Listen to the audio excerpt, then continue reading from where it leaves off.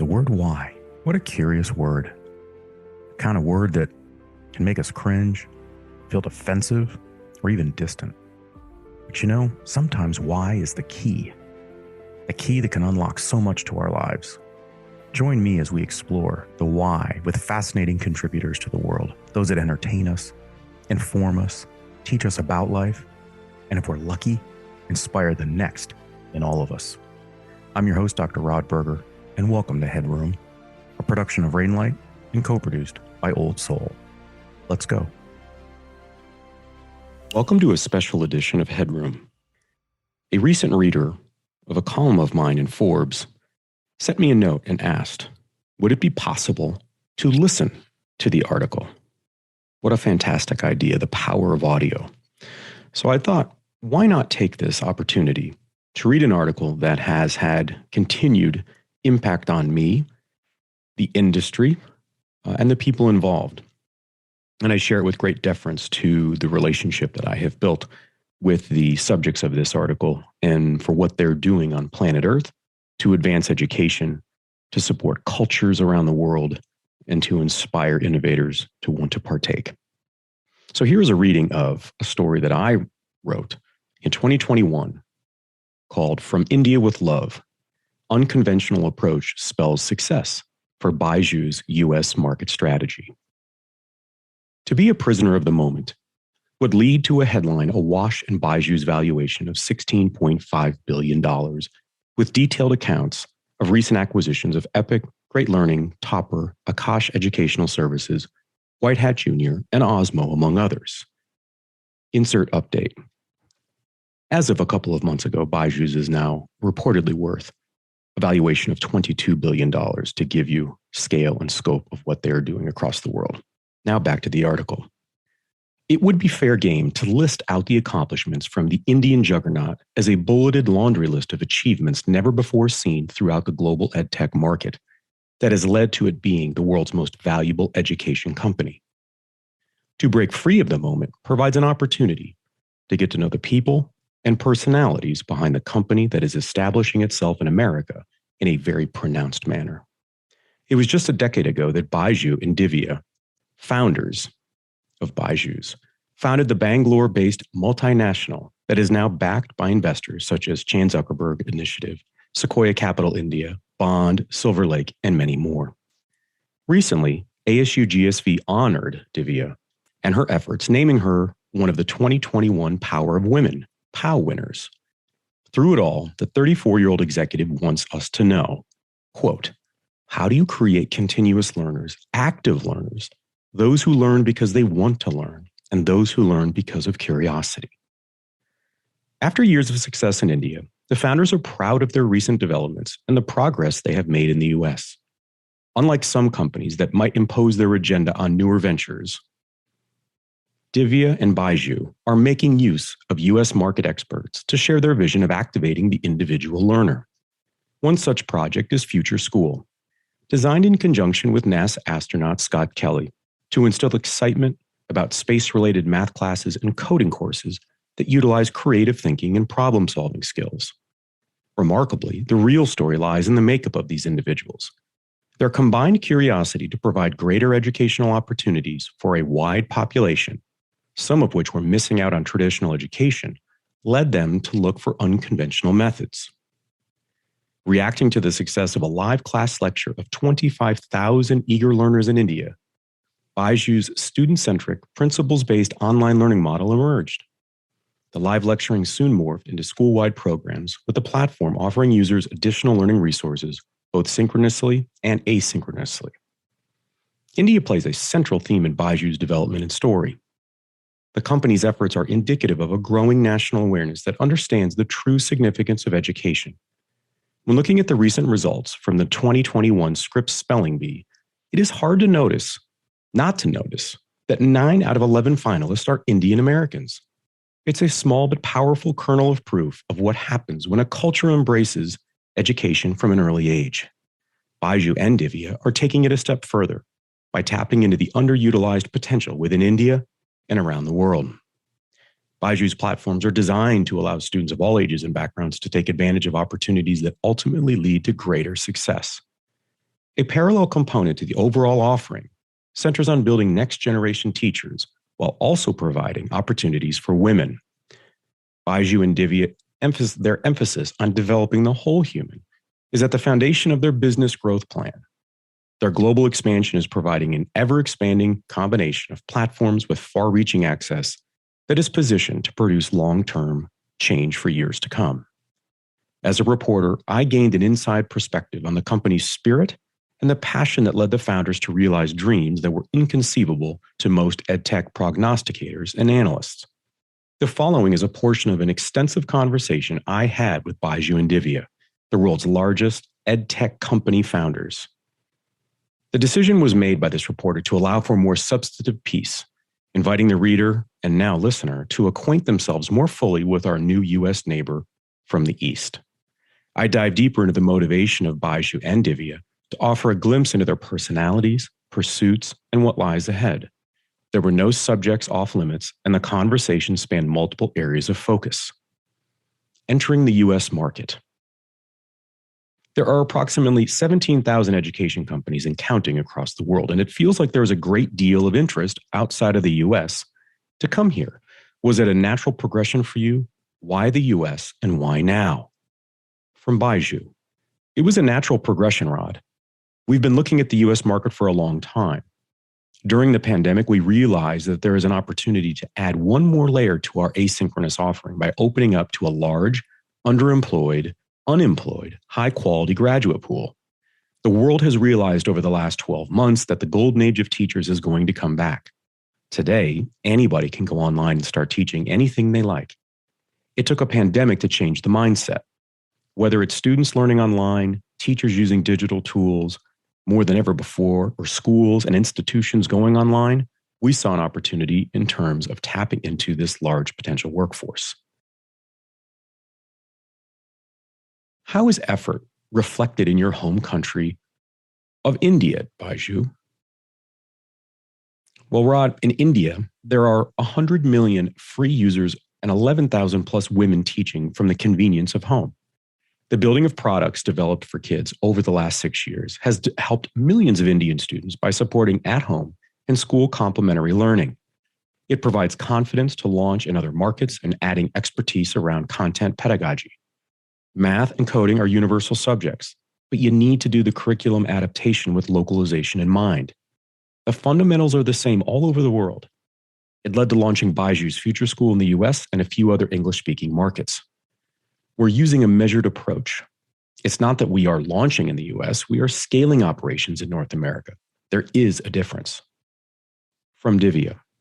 Coming to the US with two stronger models that cater to different types of learners was important. One is the asynchronous format, which is a learning app for students to become self-learners. The other is synchronistic, a live one-on-one learning format where children take the front seat and the teacher plays the role of a mentor. It's a productized offering with lots of interactive play. Children interact on screen and learn concepts by doing.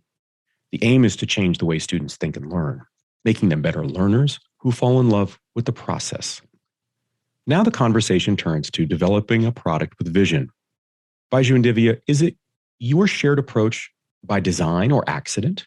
Some companies have made mistakes in remaining homegrown and rejecting input from outside experts. They shy away from growing organically, blind to a collaborative strategy. You seem to believe in the US market, and it sounds like you are demonstrating it in a variety of ways. Divya. Well, Rod, it starts with having a passionate founder in Byju who believes in and understands a singular mission. We have the same vision today as we did 10 years ago, and we will continue to do so in the future. That is the secret sauce, being it for the long run, driven by passion. We are lucky that our passion intersected with a need in society. That's how it clicked. It shows both ends of a spectrum. On one end, the inefficiency, and the other, high aspiration levels of students to learn. In a country like ours, education is the only way to make it for most of us, as demonstrated by the stadium of 25,000 students. Everyone involved is still in it today, from the founder to the initial co-founders and students. We strongly believe that we can create an impact in education. It binds us together. Divya, I get the sense that this is more than just an objective for you. It feels like it comes from something inside of you. culturally speaking. Am I right? Well, education is close to a lot of us, especially in a developing country. But to stay mission-driven, you need consistent leadership every single day.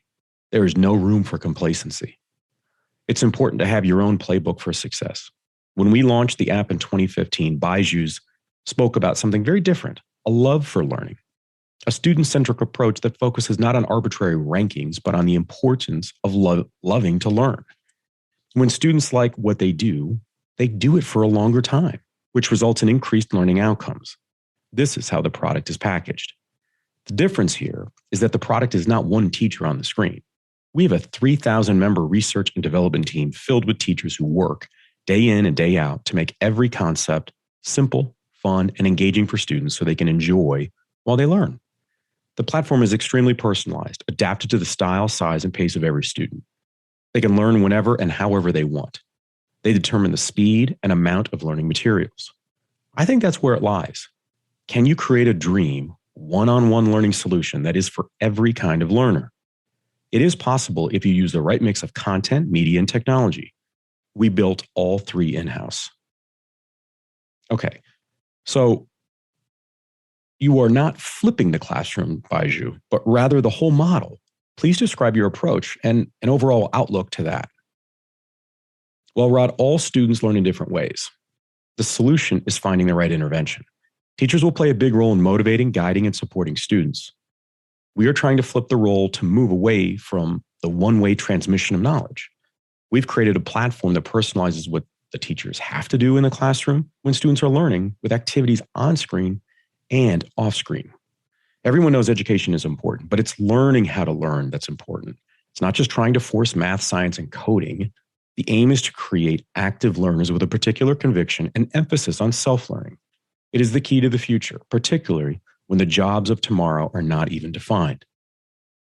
The conversation switches to the investor community and future growth of Byju's. I have personally been party to industry conversations questioning the viability of the Indian edtech market. Yet, I gather from our discussion, Byju and Divya, that India served as the ideal proving ground for Byju's.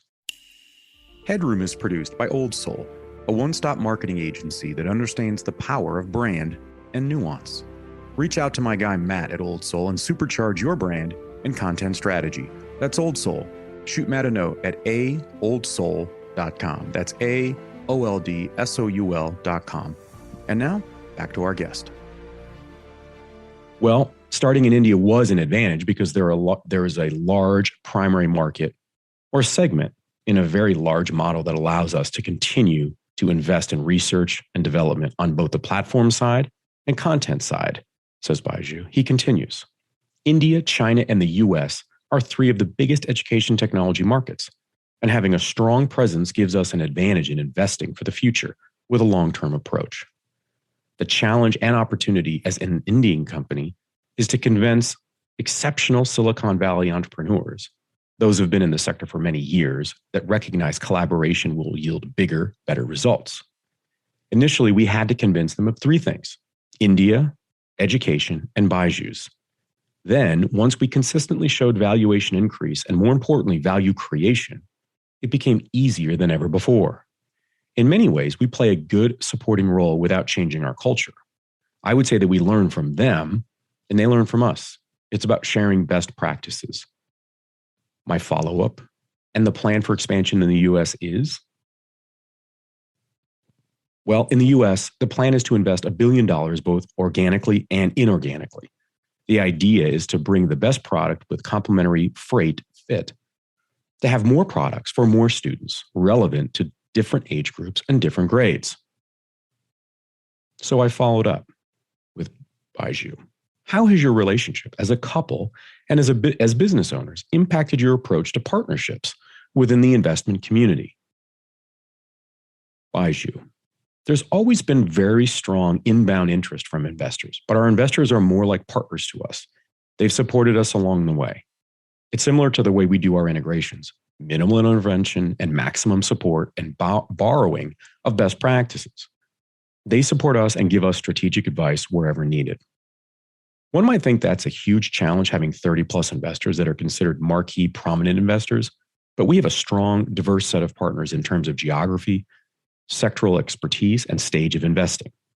We have been fortunate enough to get investors who think long-term and investors who trust in our decision-making as leaders and as a couple. We have a lot of skin in the game and are still the largest shareholders, which sometimes makes a difference. Some founders dilute too early or too fast, especially in India. My follow-up. I think readers are going to shudder at the thought of having so many investors or voices in one's business, but it doesn't seem to bother you, Byju. It can be challenging when investors pull in different directions, yes. The key is having a founder's mentality and not losing that mentality. It should never be about the founders. They often get undue credit for what they do, especially someone like me because my name is the brand. I get a lot more credit than what I deserve. There are so many exceptional entrepreneurs whom we have brought on organically into Byju's. We've hardly lost anyone in the company. Of the top 20 people, we've lost just 2 in the last 9.5 years. That's a clear validation of what we're selling and staying mission-driven. Hopefully, we'll be able to do so for many more years. So I followed up again with Byju. In what ways do you think about growth as entrepreneurs? How do you determine when it's a good time to shift or pull back on development and expansion? Byju. Companies who struggle to innovate are often low in the innovation index or get too attached to what they do, and what they build proves to be a recipe for disaster. If you look at our track record, we have disrupted our model multiple times. Most of the time, companies fail not because of external reasons, but internal, where they lose the founder mentality. There are often 3 types of entrepreneurs.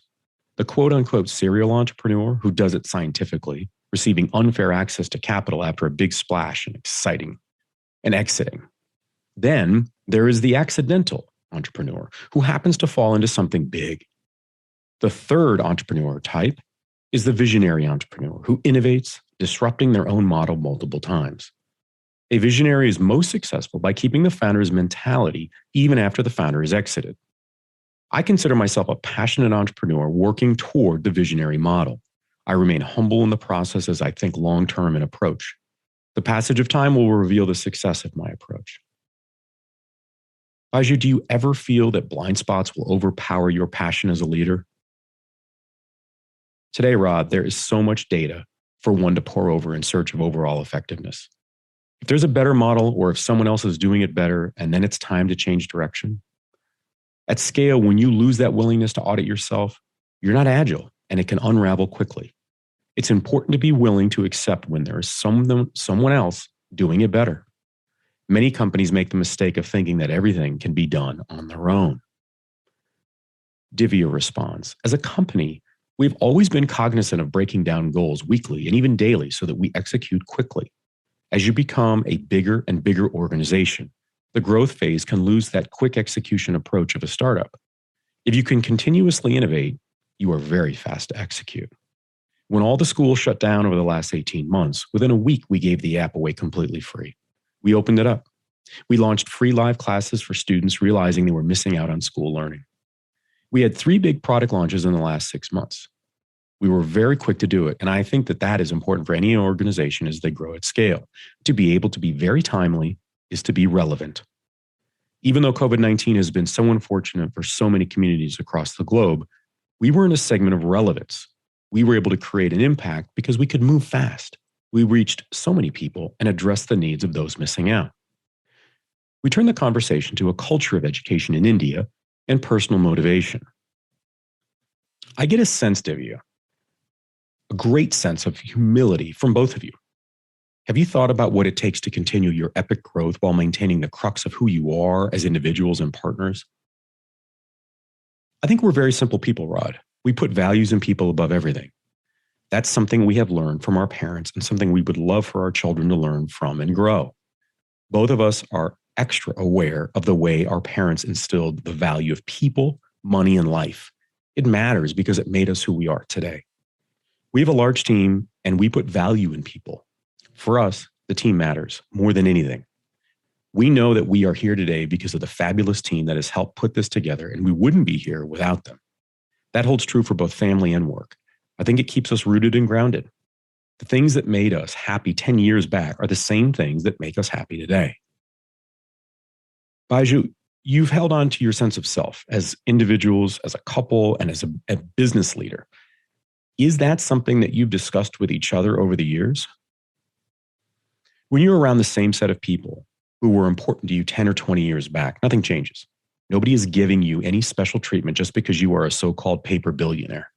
If you can surround yourself with the right people, and if you value relationships, you don't need to put in the effort to remain yourself. You actually need to put in the effort to be someone else. I come from a small village, and I don't say that to get sympathy. I often say it's my biggest advantage. It's what makes us extremely positive and aspirational. Success is relative at the end of the day. And more importantly, we feel that we're privileged to get an opportunity to make such a big impact. It's not that we don't celebrate our accomplishments. It makes us happy. But soon we go back to what eventually got us here. Our question is, how do we teach these values to our kids? How do we create some of these artificial challenges that we think are the reasons we've had an opportunity to make an impact in the world? It's not easy. Sometimes for your kids, it's about creating a tough, challenging environment so that they become resilient themselves. Divya, what story is not being told about the success that you have realized together? We've created an opportunity for students to learn better. We're creating an opportunity, and that's very, very special. So many women are unemployed and underemployed, sitting at home, who are extremely talented and able to enter the respectable profession of teaching. We have 11,000 female teachers on the Byju's platform. Even though half of our graduates are women, only 23% of them are in the workforce. I think this is something that we can silently create a revolution around. It was never fully looked at before. If you think about it, especially in India, and in some respects globally, there's a huge notion that women take care while men take charge. The platform is allowing highly qualified women to pursue teaching careers from the comfort of their homes. It's a very respectable career that's also impacting a child's future. This product is something that is giving both of us joy every day, something which is changing and creating a new social structure and social strata. The whole mission is to create opportunities for students who are otherwise not able to learn. We get stories every day relating newfound hope through the platform. A mother called in from a village in India explaining that her child can learn on her own now, not having to travel through unsafe areas to do it. The mother says, quote, my daughter's life would have been different if she had not been educated. It's slowly creating a difference, and people are understanding the importance of education. If you educate a woman, you actually educate an entire generation, says Divya. And now my conclusion. The education industry spins press releases with great volume and energy, depicting a thriving global market. News of staggering financials, student users, and market penetration abound, but often the reader is left wondering more about the elusive who than the what. Divya and Byju might just be the next iteration of Bill and Melinda Gates or Steve and Lorraine Jobs. The history books will document their evolution from former student and teacher, respectively, to the highly influential power couple that propelled the world's most valuable education technology company. One thing was abundantly clear from this reporter's experience. Divya and Byju spell education with love, through diverse approaches and cultures, as individual leaders, and ultimately as a partnership with a deep desire to impact generations of learners across the globe. Welcome to the US. I hope that you have enjoyed this special edition of Headroom, and please be on the lookout for more readings of articles. And if you have ideas, please contact me on Instagram at Dr. Rod Berger and send me the interview that you would like for me to read. Thanks for taking the plunge into Headroom, where we uncover the why behind the what and who impacting our lives. Headroom is a production of Rainlight and co-produced by our friends at Old Soul. I'm your host, Dr. Rod Berger, and this is Headroom.